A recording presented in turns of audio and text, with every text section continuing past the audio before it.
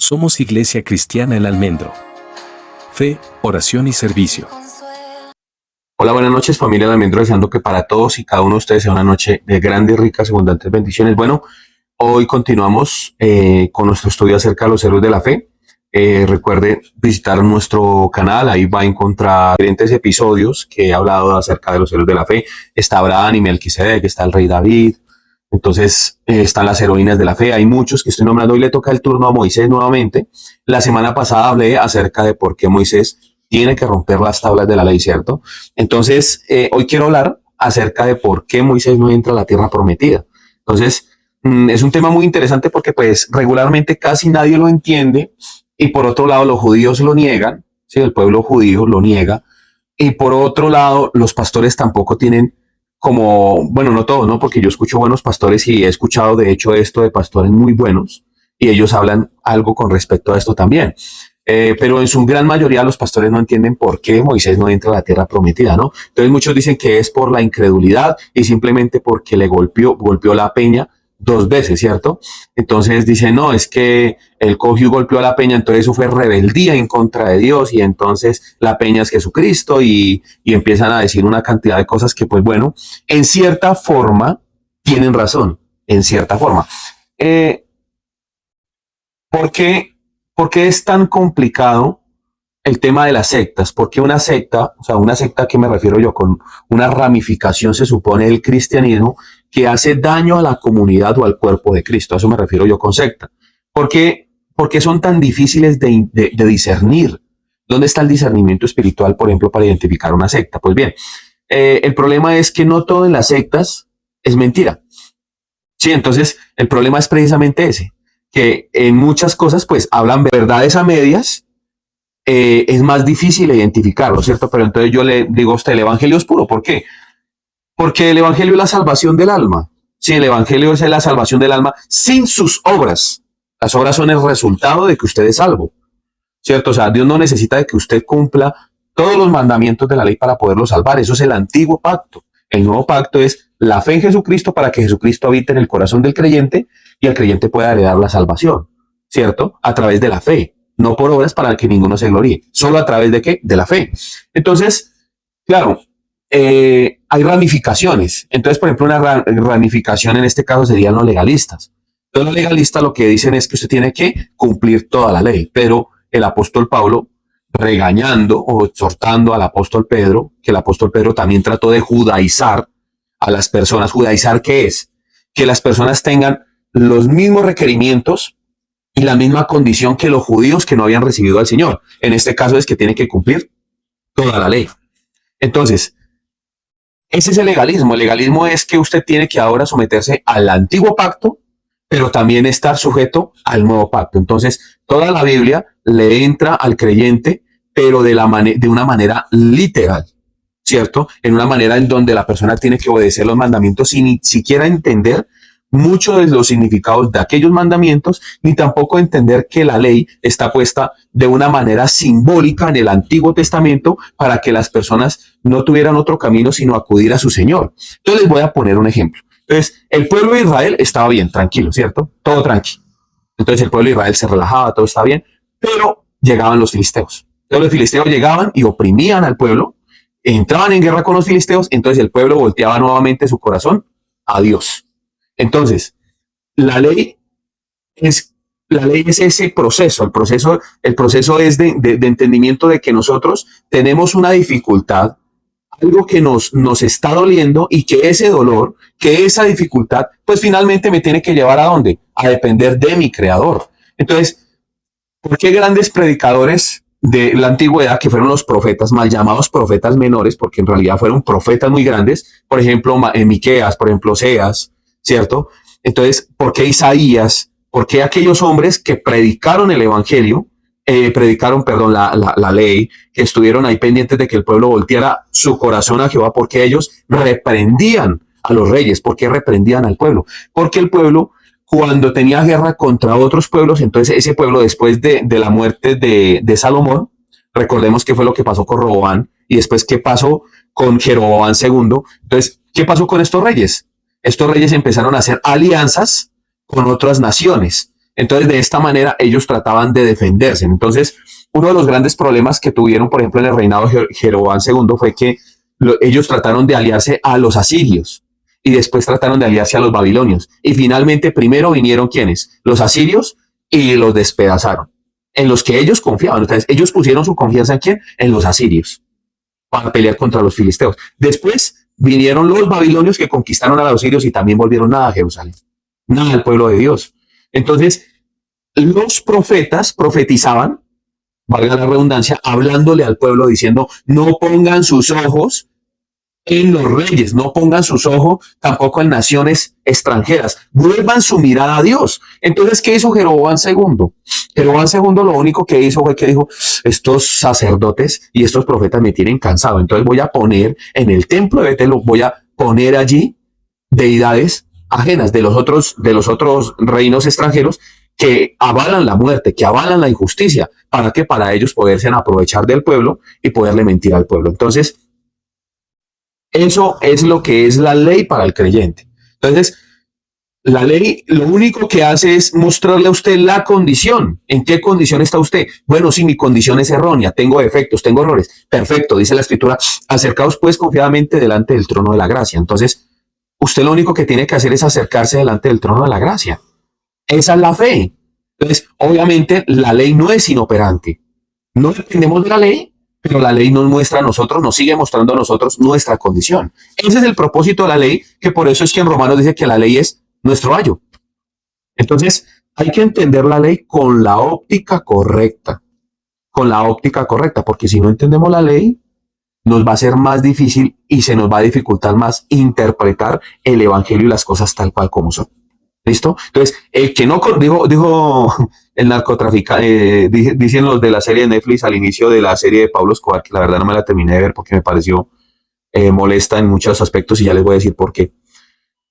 Es gracioso porque, por ejemplo, en este episodio y en esta situación, nosotros lo que observamos claramente es que hay un problema con los hijos de Israel, ¿sí?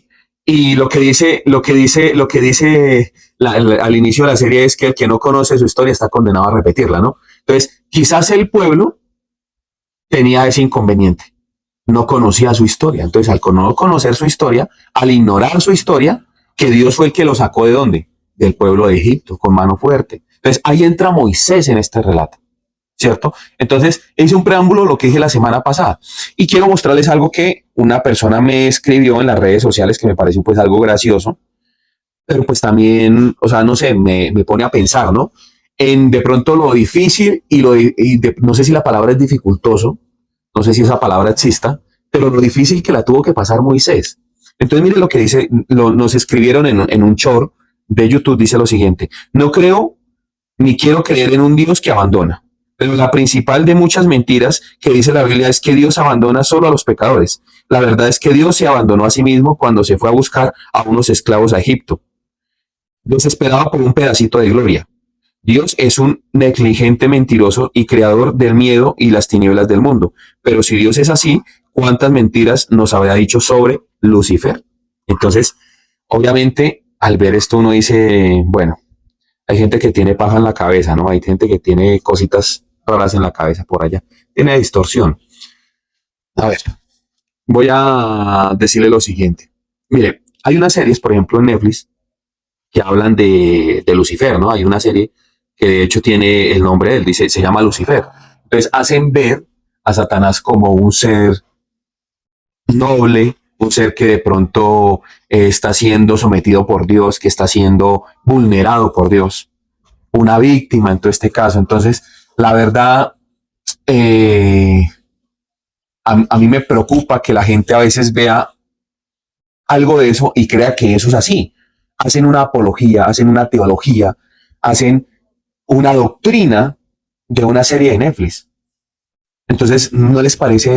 O sea, no sé cómo expresarme en este momento, como que uno dice, Dios mío, yo creo que Moisés, a pesar de que le decían el hombre más manso, ¿sí? ¿Cierto? De la tierra, entonces era un hombre muy manso, pero pues, hombre, es que a veces la gente sale con unas vainas, pero bueno, a esta persona que escribió esto, yo me la aguanto más. ¿Por qué? Porque pues se nota que ni siquiera cree en Dios, ¿no? Pero me voy a los que creen en Dios, ¿sí? O sea, por lo menos esta persona dice, no creo en esto y para mí la víctima es Lucifer y que pobrecito este muchacho con los cuernos, pero ¿qué de aquella persona que conoce?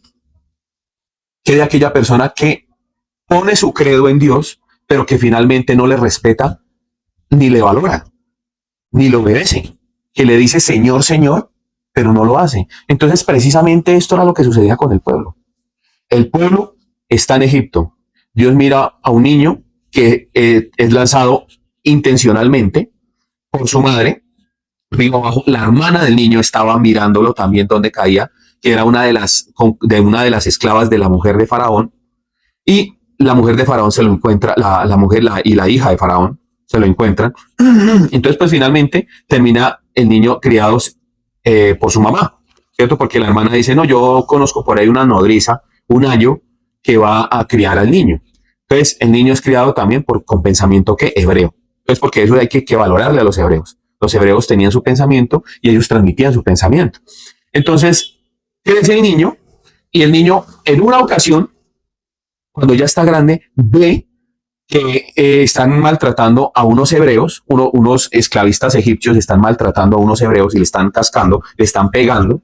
Entonces, él se abalanza y mata a uno de los esclavistas. Entonces, él pensó que pues no iba a pasar nada, ¿no? Pero mire lo que sucede a continuación. Él defiende a estos hombres, a los hebreos, y en cierta ocasión él trató de mediar en una situación también muy similar con unos hebreos en una disputa entre hebreos. Entonces, lo primero que le dicen los hebreos, ¿y qué? ¿Nos va a matar igual que hizo con el egipcio? Entonces, mire, desde ahí usted puede mirar y observar la calidad de pueblo que Dios le entrega a Moisés. Entonces, obviamente están siendo esclavizados por los egipcios, están siendo oprimidos por los egipcios. Moisés mata a uno de ellos que posiblemente estaba tratando de matar a uno de los hebreos porque eran esclavos, pero en el momento en el que él se mete, les dice, venga, ¿qué están haciendo? Venga, ustedes no hagan eso, no se peleen entre ustedes, son hermanos. Entonces de una vez, oiga, pero ¿qué nos va a matar como hizo con el egipcio? Entonces, ¿qué hace Moisés? Moisés se va y empieza a caminar por el desierto. Por ahí se encuentra una muchacha que él termina defendiendo a esta muchacha de otros hombres, de otros pastores, y le termina ayudando a sacarle agua a su ganado. Este hombre pues no se va con la muchacha va y le dice a su padre que mire que un hombre egipcio le ayudó. Los egipcios tenían una contextura marcada por la forma en la que se pintaban la cara, cómo se vestían. Entonces este hombre manda a llamar a Moisés, se llama Jetro, ¿sí? Para los que no conocen de pronto la historia, y le entrega una de sus hijas y lo convierte en pastor, ¿cierto? Entonces, ahí iniciamos con esto, porque lo primero que se encuentra Moisés es con una zarza. La figura de la zarza es una figura muy importante. Las personas piensan que la zarza simplemente era un arbolito que se estaba quemando y ahí apareció una voz de Dios o apareció un triángulo con un ojo en el centro, ¿sí? Y le habló. No, la historia tiene un simbolismo, ¿sí? Si la historia simplemente fuera un palito ahí quemándose, pues uno diría, pues bueno, es que pues definitivamente pues se le apareció una imagen. No, es que la zarza es sombra y figura de lo que vendría a ser Jesucristo.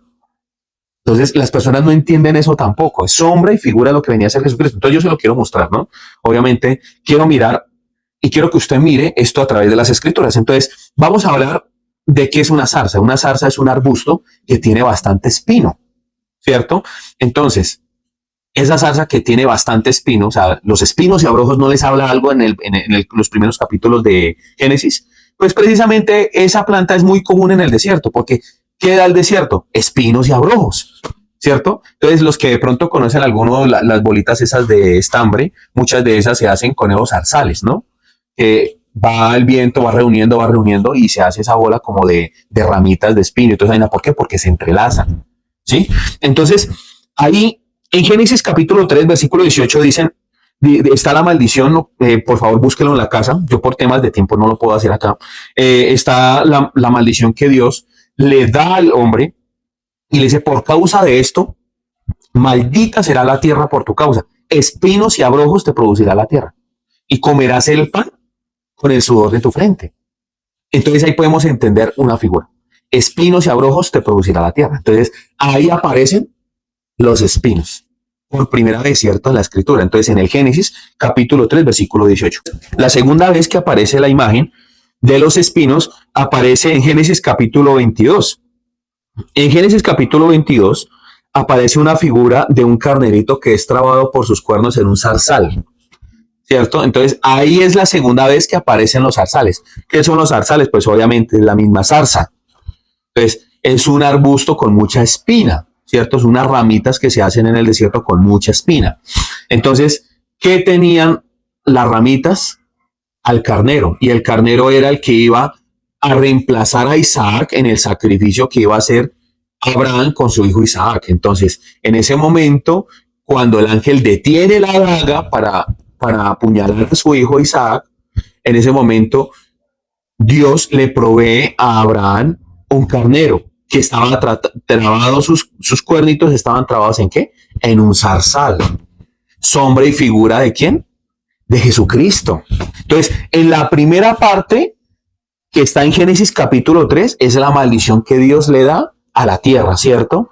La segunda parte, que es donde está el carnerito atorado en el zarzal, es sombra y figura de lo que vendría a ser Jesucristo, que era el carnero. Por eso es que en el momento Abraham dice, y le pondré a este monte, ¿cómo? Dios proveerá.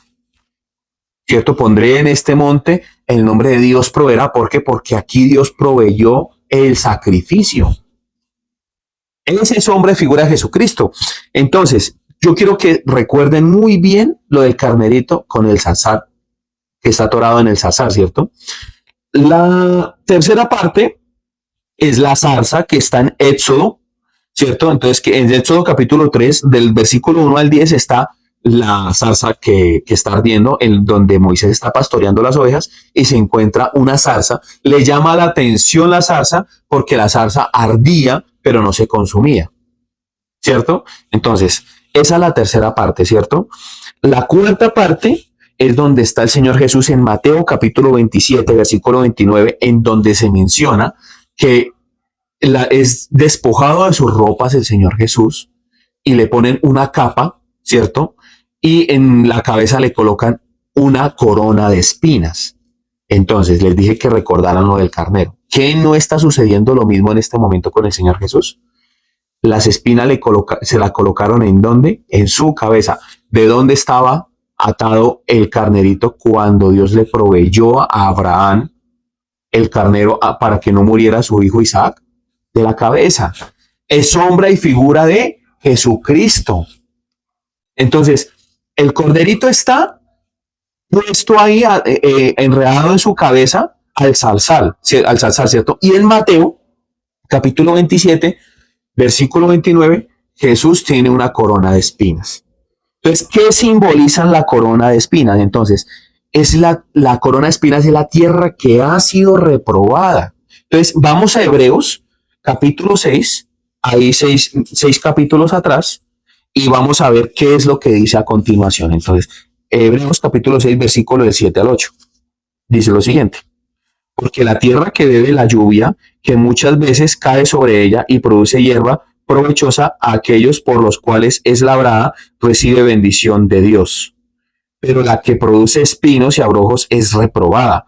Esta próxima a ser maldecida y su fin es ser quemada. Entonces, lo curioso acá que es la tierra que se produce, o sea, lo curioso en un zarzal en el desierto es que pues regularmente no tienen casi hoja, ¿no? A menos de que hayan tiempos en el desierto de lluvia, entonces le nace una hoja. Entonces, es una mata muy parecida a la mata que da la mora, ¿cierto? Solamente que con espinas más grandes. Entonces, zarzal le dice a toda mata en el desierto que tenga espinas.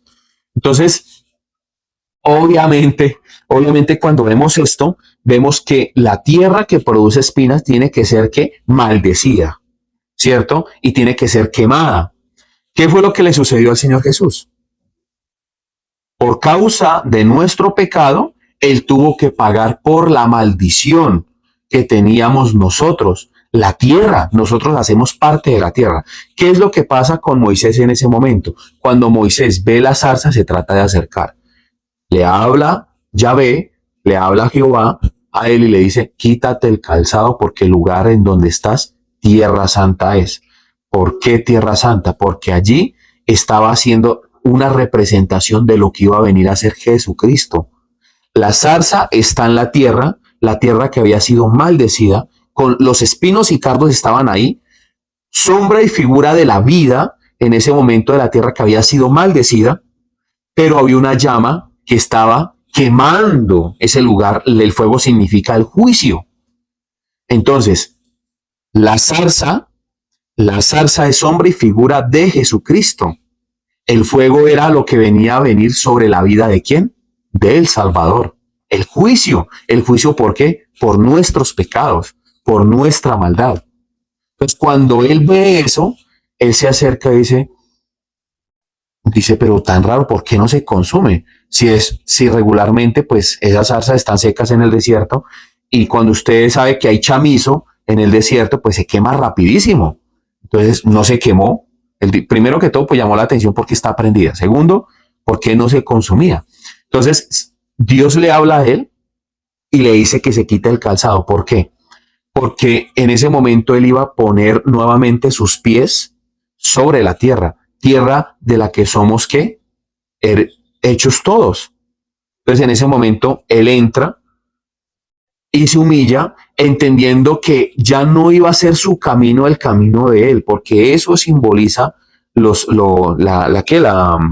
calzado. El calzado, quitarse el calzado es despojarse uno de su propio camino. Entonces, cuando usted llega a la casa de un judío, eso lo tenían por costumbre, usted lo primero que hacía era que le ofrecía al invitado agua para lavarle, ¿qué? Los pies, ¿cierto? Lo mismo pasó cuando el Señor Jesús se colocó un delantal y trató de lavarle los pies a Pedro, ¿cierto?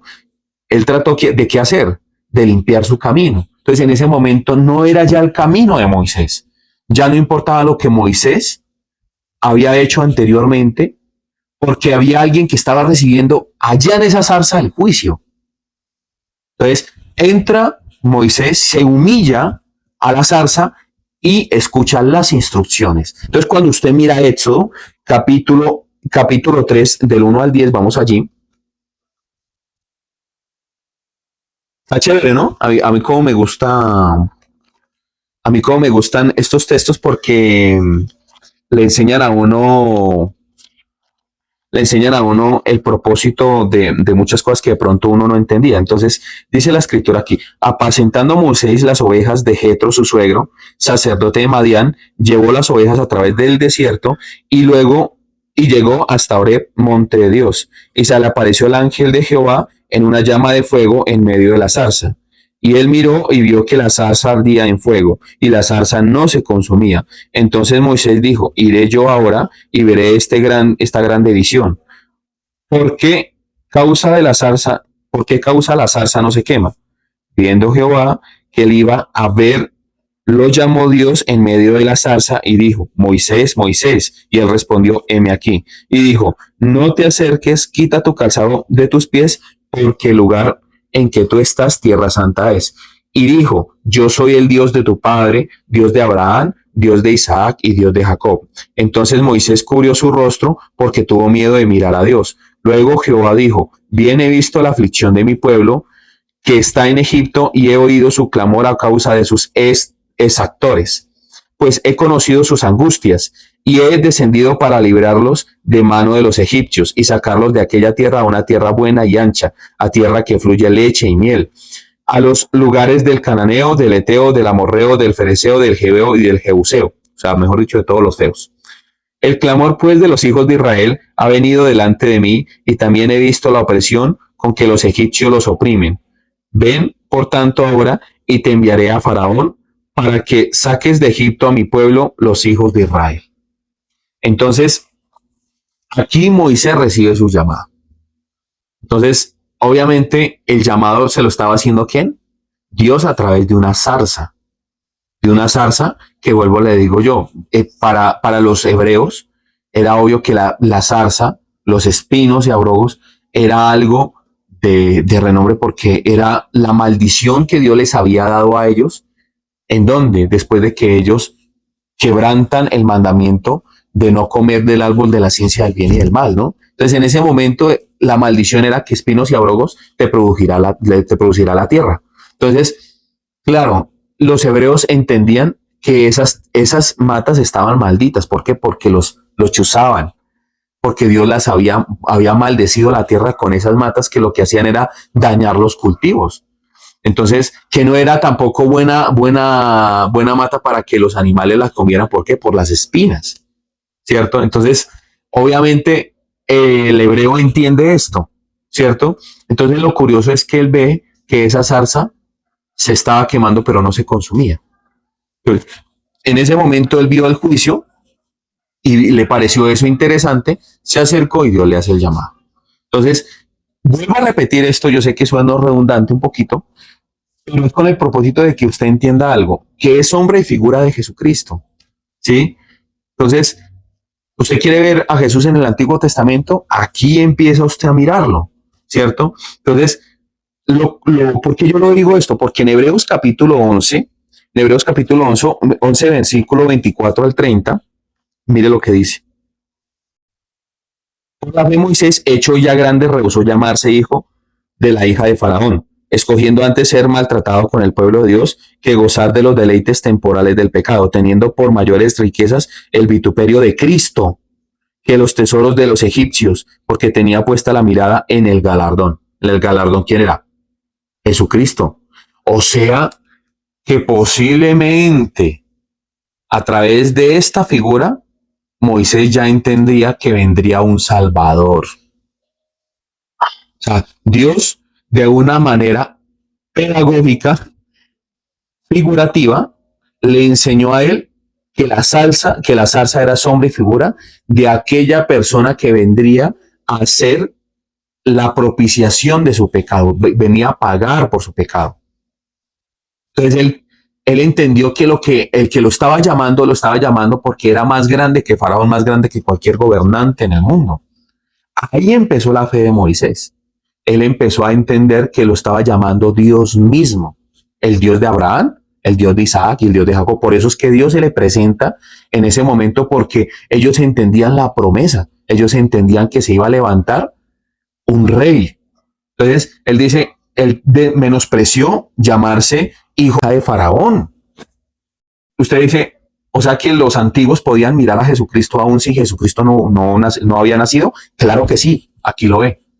Entonces, el que escribe el libro de Hebreos entiende que Moisés está siendo influenciado por Dios y está siendo llevado a creer en un ser que ni siquiera había nacido.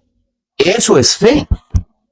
Eso es fe. Entonces, para la gente del mundo, como por ejemplo para aquí, para esta señora, dice, Dios se fue a humillarse por un poquito de gloria detrás de un pueblo esclavo en Egipto.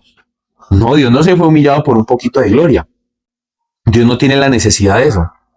Dios se fue por hijos, por hijos, por hijos. Porque después de nosotros recibir a Jesucristo, nosotros somos llamados coherederos, hijos del Altísimo. Y tenemos esto mismo que tenía Moisés. Por eso le digo yo, el problema de las personas en la actualidad, y por eso yo tolero más a estas personas que no creen en Dios, es que los mismos cristianos, teniendo el credo, teniendo la palabra, entendiendo lo que sucedió, viendo lo que está escrito aquí, prefieren otras cosas que al mismo Dios. O sea, eso es un acto durísimo de pecado. O sea, eso es el pecado arraigado en el corazón del ser humano. Entonces, el problema es que nosotros creemos que por ser cristianos, nosotros vamos a ser alejados del juicio, ¿cierto? Y les voy a decir yo a ustedes, mis amigos los cristianos, lo mismo que Juan el Bautista le dijo a los judíos, porque los judíos decían, nosotros somos hijos de Abraham, somos judíos, somos hijos de Dios. Entonces Juan el Bautista le decía, no crean que por ser hijos de Abraham, Dios ha olvidado lo que ustedes son, porque Dios puede hacer hijos aún de estas mismas piedras. Entonces lo mismo yo le digo a los cristianos, no crean que por ser cristianos, ustedes no tienen juicio alguno. Que por ser llamados hijos de Dios, Dios va a hacer prácticamente como si ustedes no hubieran hecho nada. A Dios se le sirve con temor y temblor. Eso de que usted esté teniendo a Dios como jueguito, esa vaina no es. Eso de que usted esté tomando a Dios como un bien para obtener la riqueza, obtener dinero, eh, obtener fama, obtener atención, eso no es el mensaje del Evangelio. Mire, Moisés menospreció completamente el ser llamado hijo de la hija de Faraón. Hombre, qué riquezas no le esperaban a Moisés. ¿Qué riqueza no le esperaban a Moisés? Es que Moisés lo tenía todo en Egipto, pero él se puso a defender a unos personajes que finalmente terminaron acusándolo con Faraón. ¿Qué le tocó hacer a Moisés? Huir. ¿Por qué le tocó huir? Porque ese Faraón lo quería matar por causa de lo que hizo, por causa de la lengua de los mismos hebreos. Entonces aquí Dios lo devuelve nuevamente a Egipto a sacar a esa gente de allá. O sea, Dios tiene un humor fino. Sí, de verdad. Dios tiene un humor muy fino. Entonces, por ejemplo, hablando de humor, yo estuve pensando esta semana, yo decía, estaba viendo el texto donde el pueblo de Israel peca en contra de Dios y Dios les manda unas serpientes ardientes, ¿no? Entonces, obviamente, pues uno dice, oiga, pero ¿por qué Dios hace este tipo de cosas? Bueno, sí, Números capítulo 21, versículo 4. Por favor, leas esa historia en la casa.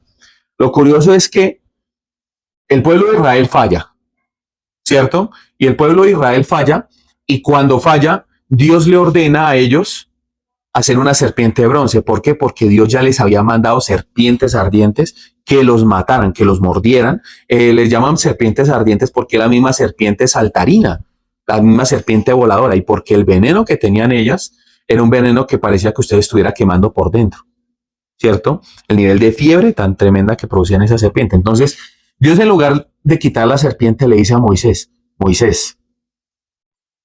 no, primero no voy a quitar la serpiente. Moisés quería que quitaran las serpientes. El pueblo quería que quitaran las serpientes. Dios nos quita las serpientes.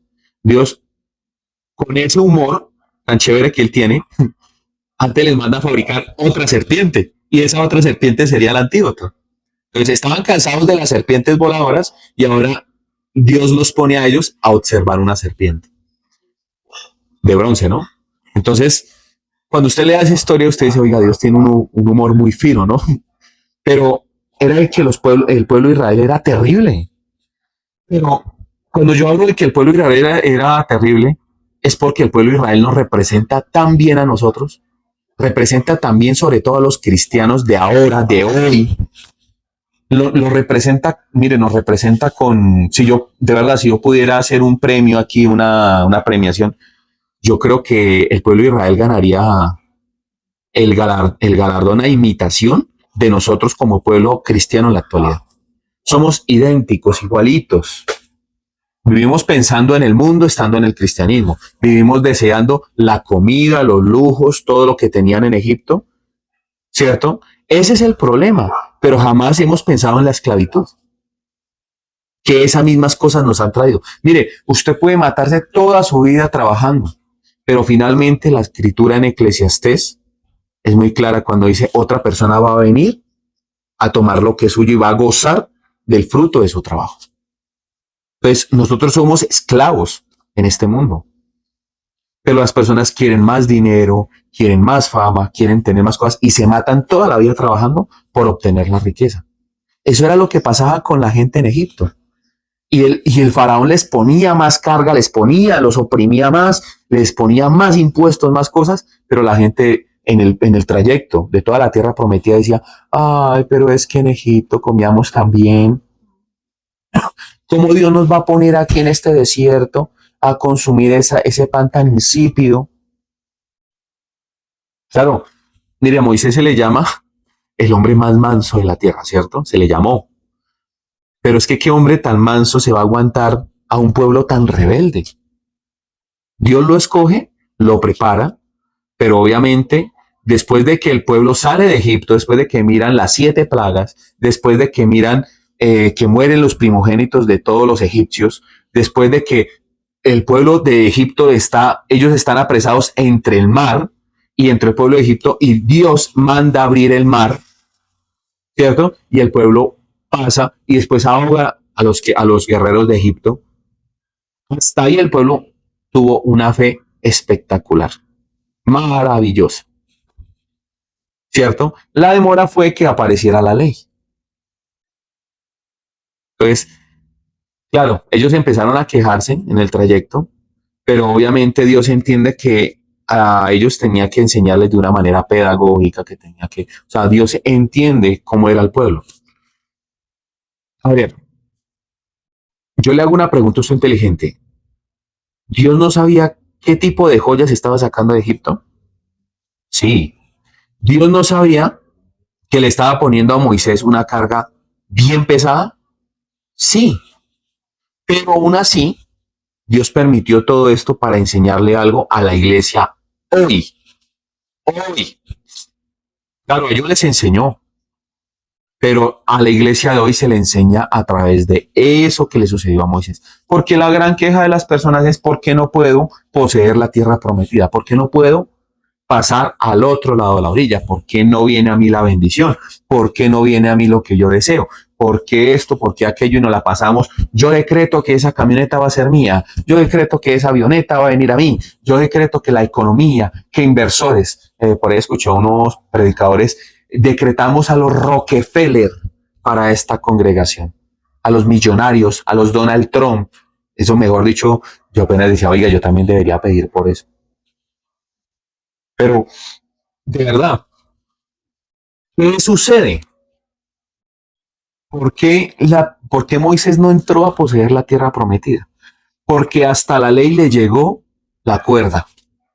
Dice, ¿cómo así que hasta la ley? Claro, porque ¿qué sucedió con Abraham? Abraham es llamado de Ur de los Caldeos, ¿cierto? Abraham cometió errores, ¿cierto? Pero Abraham pasó por todo esto y Dios le entregó la promesa, pero hasta ahí era por gracia.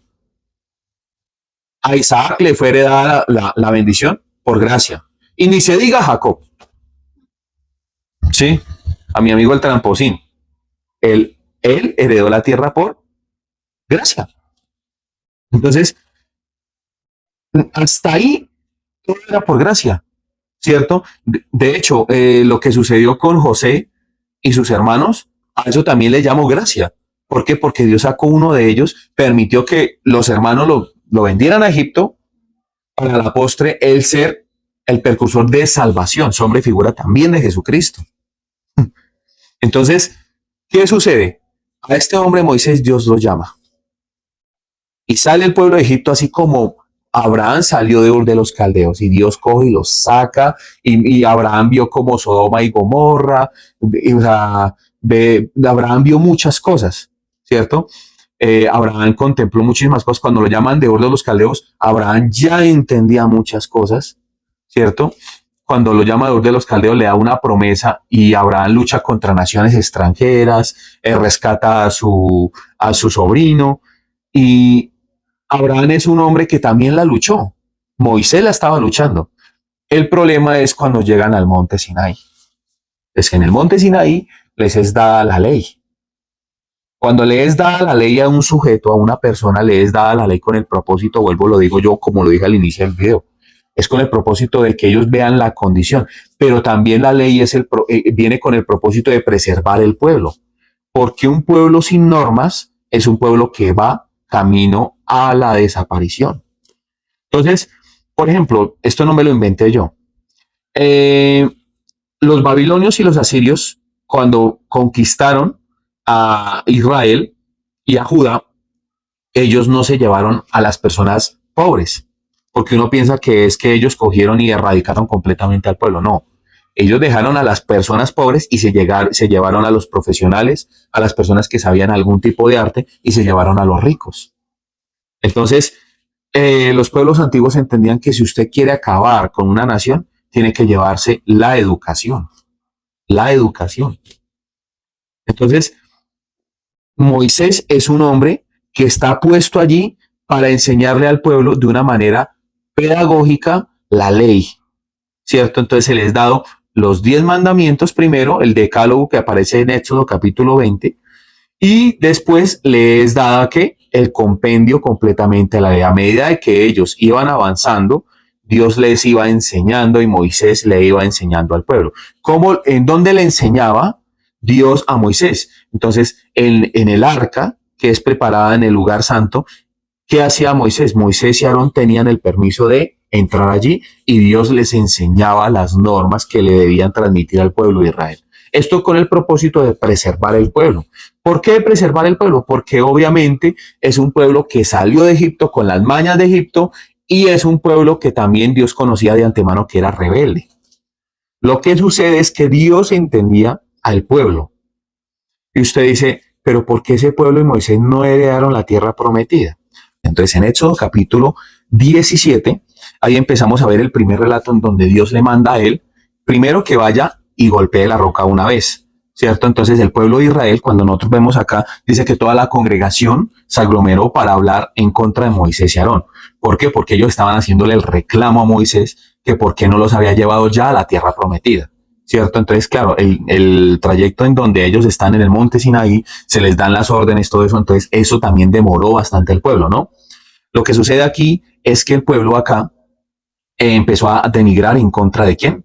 De Moisés, ¿cierto? Esto es antes de Éxodo capítulo 20. Ahorita vamos a números, esto es antes de Éxodo capítulo 20, que es donde se les da el decálogo de los 10 mandamientos, pero en números capítulo 20, que es donde vamos a ir ahorita, es donde está el segundo relato en donde Dios le manda ahora no a golpear la peña, sino a hablarle a la peña. Entonces, lo que sucede aquí a continuación es que después de esto, Moisés va allí y le golpea la peña una vez y sale en agua. Entonces, esto ya había sucedido, ¿cierto? Después de eso les da el decálogo de los 10 mandamientos en el monte Sinaí y nuevamente aparece el relato en Números capítulo 20. Entonces, en Números capítulo 20 pasó lo mismo que sucedió en Éxodo capítulo 17. Entonces dice aquí, llegaron los hijos de Israel, toda la congregación al desierto de Sin en el mes primero y acampó el pueblo en Cades y allí murió María y allí fue sepultada. Porque no había agua para la congregación, se juntaron contra Moisés y Aarón. Y habló el pueblo contra Moisés diciendo, ojalá hubiéramos muerto cuando perecieron nuestros hermanos delante de Jehová. ¿Por qué hiciste venir la congregación de Jehová a este desierto para que muramos aquí nosotros y nuestras bestias? ¿Y por qué no nos has hecho subir de Egipto para traernos a este mal lugar? No es lugar de sementera, de higueras, de viñas, ni de granadas, ni aun de agua para beber. Se juntaron Moisés y Aarón delante de la congregación a la puerta del tabernáculo de reunión y se postraron sobre sus rostros y la gloria de Jehová apareció sobre ellos. Y habló Jehová a Moisés diciendo, toma la vara y reúne a la congregación tú y Aarón y tu hermano y habla a la peña a vista de ellos y ella dará su agua y le sacarás agua de la peña y darás de beber a la congregación y a sus bestias. Moisés tomó la vara delante de Jehová como él le mandó. Y reunieron Moisés y Aarón a la congregación delante de la peña y les dijo, oíd ahora rebeldes, os hemos de hacer salir aguas de esta peña. Entonces alzó Moisés su mano y golpeó la peña con su vara 2 veces y salieron muchas aguas y bebió la congregación y sus bestias. Y Jehová dijo a Moisés y Aarón, por cuanto no creísteis en mí para santificarme delante de los hijos de Israel, por tanto no meteréis esta congregación en la tierra que les he dado. Estas son las aguas de la rencilla por las cuales contendieron los hijos de Israel con Jehová y él se santificó en ellos. Bueno, entonces aquí en este texto lo quise leer todo para que primero usted de pronto mirara algo, observe algo. La misma queja que está en Éxodo capítulo 19 está la misma queja en Números capítulo 20. O sea, el pueblo definitivamente no había aprendido de la primera situación. Lo segundo que yo quiero que usted vea acá es el método de Dios. En el primer relato, Dios le manda a dar un golpe a la peña y de ahí brotaron agua, ¿cierto? En el segundo relato, Dios le manda a hablarle a la peña. Entonces, cuando se le habla a la peña, obviamente era para darle a entender a los hijos de Israel que no era la vara la que hacía salir agua de la peña, ¿cierto? Sino que, ¿quién era el que hacía salir agua de la peña? Dios. Entonces, ¿qué hace? Que Moisés, como ya estaba cansado tanto de que el pueblo no le creyera, lo primero que hace es decir, hijos de Israel, nosotros dos le vamos a hacer salir a ustedes agua de la peña. Entonces, hágame el favor. Moisés no puede hacer salir agua de la peña, ¿cierto? Aún así, Dios no lo dejó en vergüenza, porque primero lo iba a matar todo el pueblo. Entonces, La molestia de Dios es primero, ¿por qué? Porque no lo santificaron. O sea, santificar a Dios es tener un acto de fe con Él, es creerle a Él. Entonces, en ese momento, como la vara no se debía utilizar, a quien se le iba a dar la gloria era quién, a Dios, a Yahvé, a Jehová. Pero pues Moisés, ¿qué quiso en ese momento? Darle a entender al pueblo de que él era, de que de él salía el poder. Entonces, en ese momento, Moisés se enalteció, ¿cierto? Entonces, esto lo que hizo fue primero Dios dijo, bueno, listo, ¿quieren su agua? Ahí tienen su agua. Por mí no hay problema. Brotó, dice que bebieron, ¿qué? Sus animales, ¿cierto? Brotó el agua y bebieron ellos y bebieron los animales. Sencillamente Moisés lo que tenía que darle a entender al pueblo era que esto era por parte de Dios, pero no. Entonces el pueblo de Israel empezó a ¿qué? A adorar el nombre de Moisés. Empezó a ver a Moisés como ¿qué? Como un hombre más grande. No santificando a Dios, sino mostrándose a Moisés como una persona grande delante del pueblo. Entonces, obviamente un pueblo así, lo que hace es que uno a veces tome decisiones o tome actitudes que a uno no le corresponden. ¿Por qué? Porque uno está cansado del pueblo. Entonces usted dice, pero Fabián, esto es como, o sea, lo que usted está diciendo es como presumir, como sacado de su cabeza. No, no es muy sacado de mi cabeza. De hecho, hay otros ejemplos en la Biblia. Por ejemplo, le pongo el caso de Saúl. Entonces, Saúl tenía guerra contra los filisteos. ¿Qué fue lo que hizo él? En lugar de esperar el hombre de Dios, ¿qué fue lo que hizo él? Sacrificar y tomar el puesto de Samuel. ¿Para qué? Para mostrarse como un patriarca delante del pueblo. Que no solamente él era rey, sino también podía ofrecer sacrificios. Entonces, es como mostrarle al pueblo que él también puede hacer las cosas, que Dios está con él obviamente, pero de él también proviene el poder, que él es el escogido. Entonces, hasta el sol de hoy, los hebreos siguen adorando a Moisés y a la ley. Si usted le habla a un hebreo o a un judío, ellos no creen obviamente en Jesucristo. Ellos dicen que no es Jesucristo. ¿Por qué? Porque ellos están esperando al Mesías victorioso, un segundo David que los va a poner otra vez a reinar en su gloria, los va a poner y los va a exaltar allí. Entonces, precisamente este es el problema.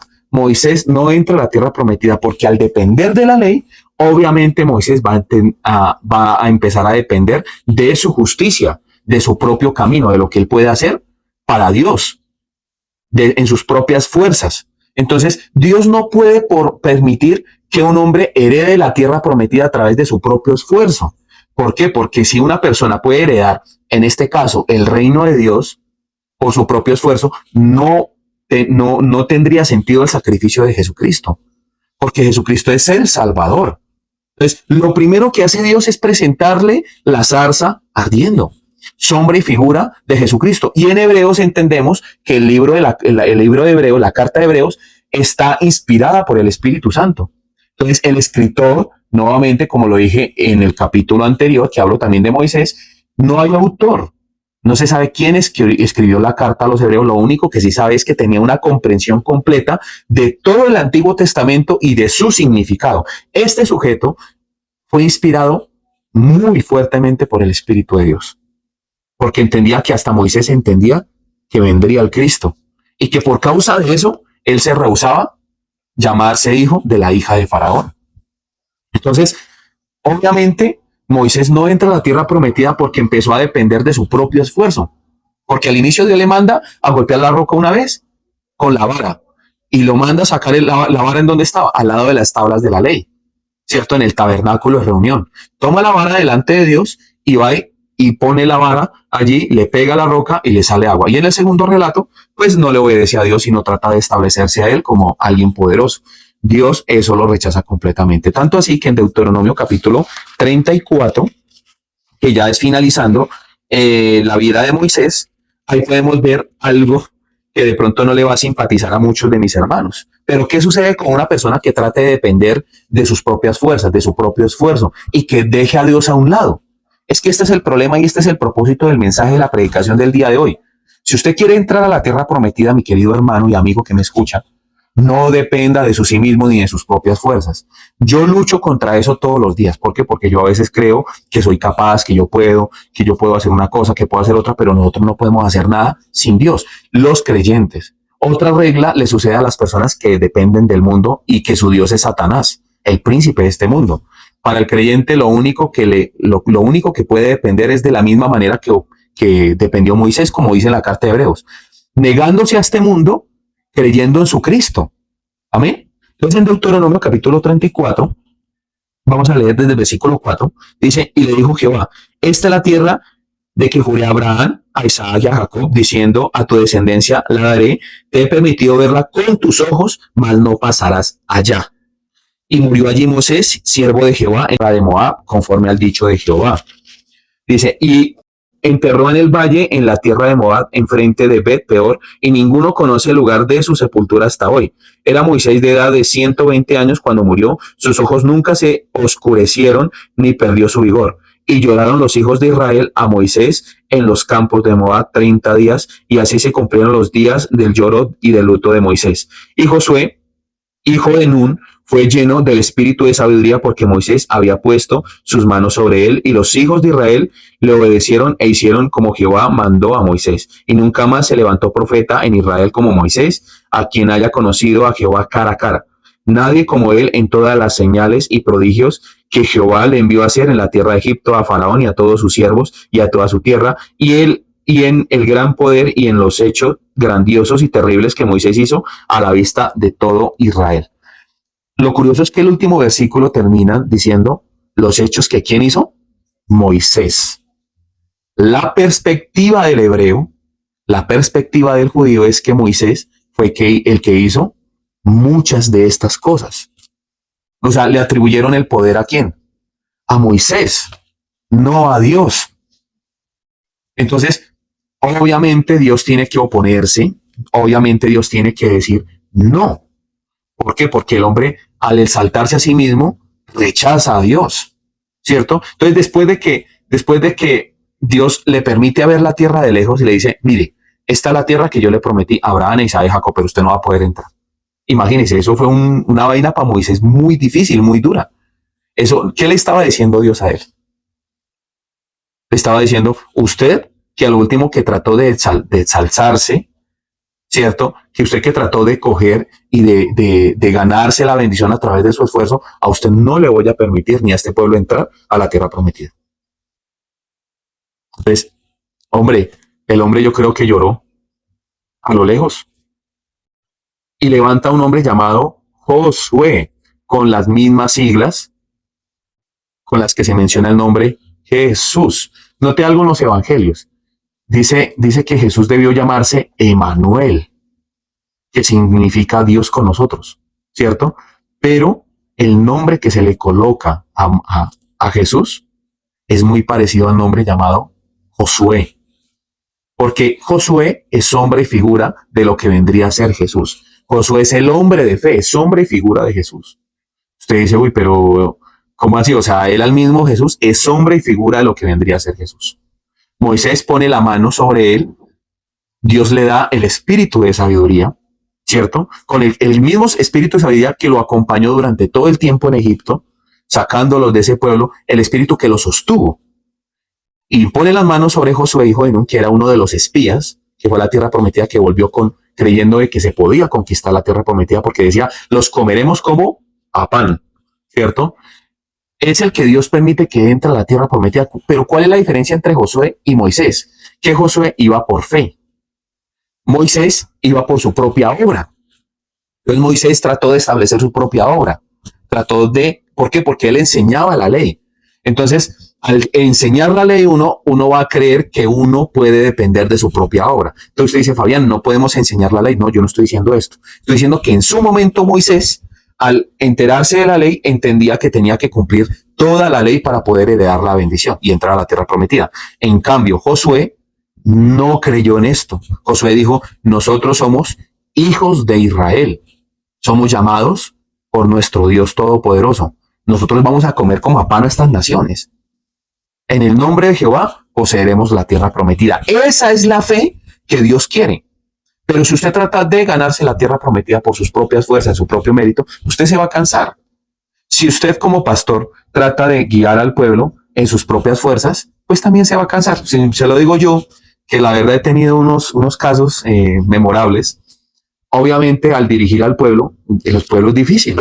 Yo a veces dirijo 3, 4, 5 personas y a veces las personas me quieren apedrear, me quieren matar, a veces las personas hablan de mí.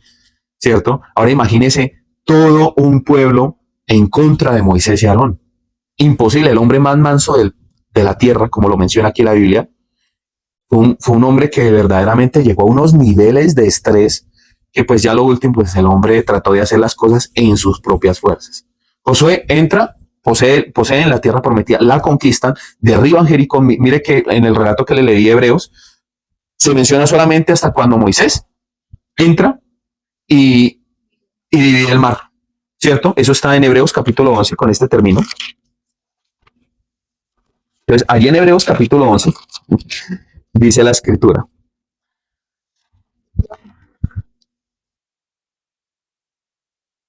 Del 27, por la fe dejó a Egipto, no temiendo a la ira del rey, porque se sostuvo como viendo al invisible. El invisible es Dios, Jesucristo.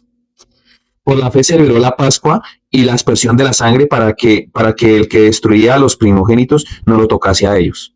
Por la fe pasaron el mar rojo como por tierra seca e intentando los egipcios hacer lo mismo, fueron ahogados. Mire el versículo 30. Hasta ahí llega la fe de Moisés. Mira lo que dice el versículo 30, ¿cierto? Por la fe cayeron los muros de Jericó después de rodear los 7 días. O sea, como que pone un paralelo, como que lo rompe ahí. O sea, ni siquiera dijo, no, por la fe Moisés recibió los mandamientos, por la fe Moisés vio la tierra de lejos. No, por la fe recibieron el maná, no, porque en ese momento yo creo que hasta Moisés estaba cansado de ese pueblo. Totalmente, el pueblo lo tenía agotado, ¿cierto? Entonces el pueblo, tenemos hambre, y si no nos das de comer, te vamos a matar. Entonces iba Moisés, Señor, por favor, déles de comer. Entonces Dios, ¿quieren carne? Les voy a dar carne. Dice la escritura que descendieron codornices tanto que la carne se les salía por las narices. ¿Quieren agua? Les voy a dar agua. ¿Tienen frío? Les voy a poner una columna de fuego en la noche. ¿Tienen mucho sol? Les voy a poner una nube en el día. Entonces, ¿tienen hambre? Les voy a dar el maná, pan que usted no conoce, que desciende del cielo. Entonces la gente con nada se tiene contenta. Con nada. ¿Cierto? Pero entonces aquí Moisés, hasta el mar rojo, les he contado que por fe. De ahí para allá Moisés empezó a hacer cosas. ¿Por qué? Porque no es culpa tampoco de él. De hecho, cuando usted mira en el episodio de la transfiguración, hasta en ese momento Moisés pudo ver verdaderamente a Jesús. Cuando Jesús, ese episodio está en Lucas, en donde Jesús sube con los discípulos, y allí cuando está con los discípulos, que va con Pedro, con Juan y con Jacobo, si no estoy mal, se le transfigura a ellos, muestra verdaderamente su aspecto real, y ahí aparece Moisés y Elías. Entonces hasta en ese momento Moisés pudo ver a quién, a su Salvador, y pudo ver su tierra prometida. Aún así, finalmente la tierra prometida para Moisés, ¿quién era? Jesucristo. Obviamente, él deseaba llevar al pueblo ¿a dónde? A la tierra prometida. La tierra física, que es sombra y figura de lo que Dios nos tiene reservados a nosotros los creyentes.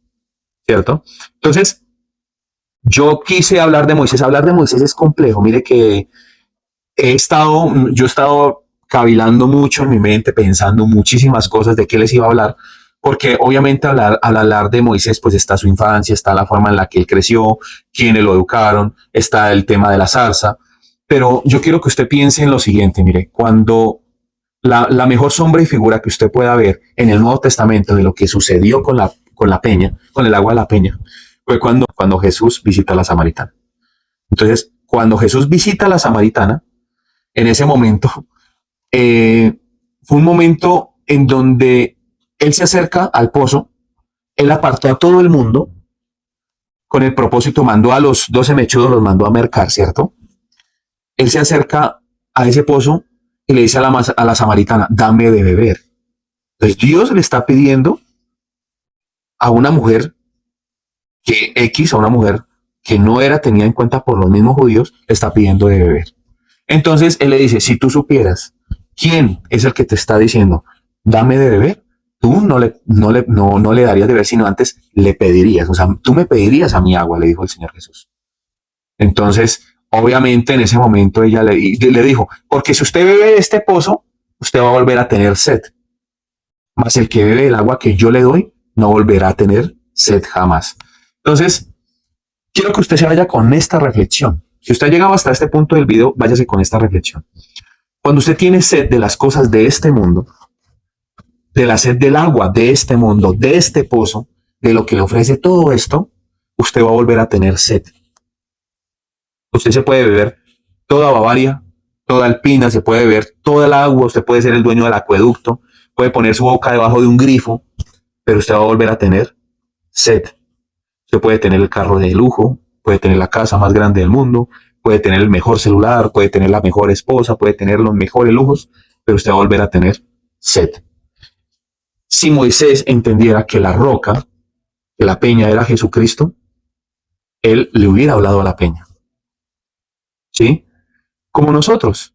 Si nosotros entendiéramos que Jesucristo está aquí con nosotros, que Él nos observa y que Él está aquí, obviamente nosotros trataríamos por fe, sosteniéndonos a nosotros como viendo al invisible, queriéndole a Él, pedirle a Él que por favor sacie nuestra sed. Porque ninguna cosa de este mundo nos va a poder saciar. Nada nos podrá llenar. Lo único que puede llenar nuestras vidas es Jesucristo. La mejor enseñanza que le puede dar a usted Moisés es esa. Que Moisés, finalmente yo creo que lloró, claro, al ver que no pudo entrar a la tierra, a esa tierra que le fue prometida a Abraham, Isaac y Jacob, pero él aún seguía creyendo ¿en quién? En Jesucristo. Entonces, aún así yo creo que él diría, mi galardón es mucho más grande que toda esa cantidad de tierra que yo veo por delante. Y ese es el mensaje que usted tiene que llevarse el día de hoy. Nada es más grande ni más importante que la tierra que Dios le ha prometido a usted. El Señor Jesucristo decía de la siguiente manera, para donde yo voy, en la casa de mi Padre muchas moradas hay. Y yo iré y prepararé morada para cada uno de vosotros.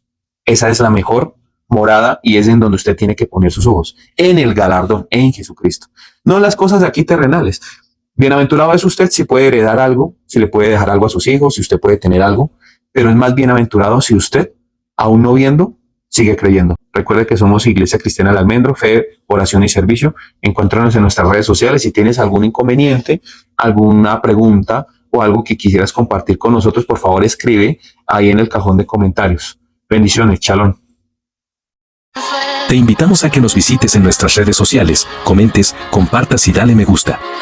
Nos encuentras en Facebook como Iglesia Cristiana del Almendro, Instagram El Almendro Iglesia, YouTube Iglesia Cristiana El Almendro y TikTok Iglesia El Almendro.